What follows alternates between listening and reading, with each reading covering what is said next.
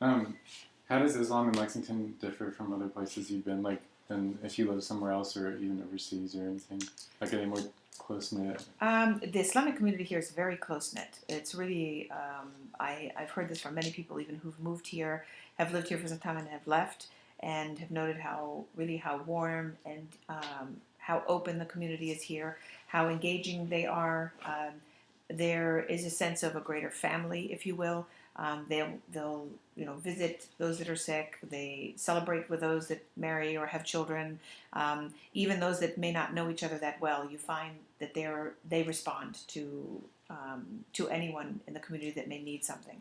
And there's also great outreach from the community here. We have good relations with our police department, with the schools in the area, with social organizations, the Lexington Universal Academy, which I hope you'll have a chance to visit if you haven't, because that would add to your project. It's a full-time Islamic school, and they would be very happy to see you there.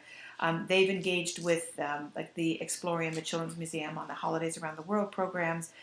Student teachers have been invited in to do their teaching testing process at the Lexington Universal Academy.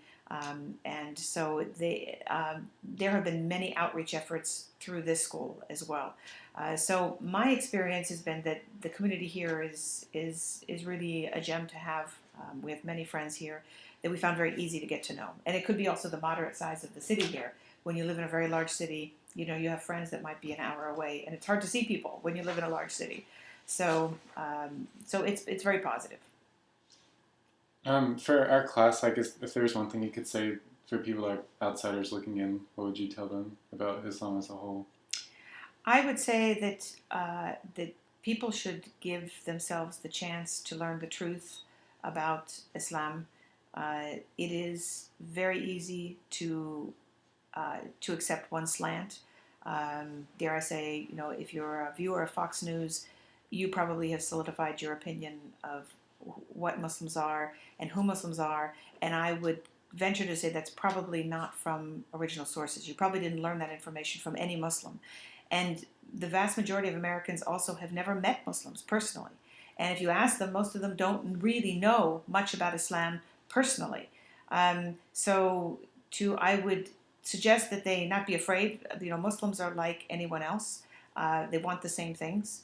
The vast majority of the 1.5 billion Muslims in the world are peaceful, are people who want to raise their children in a safe society. They want to be educated. They want to marry. They want to live free.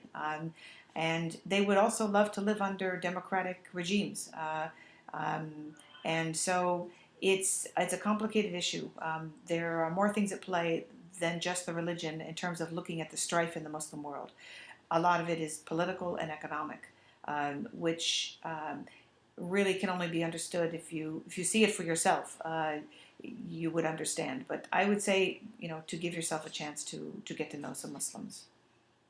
Okay, thank you. You're welcome.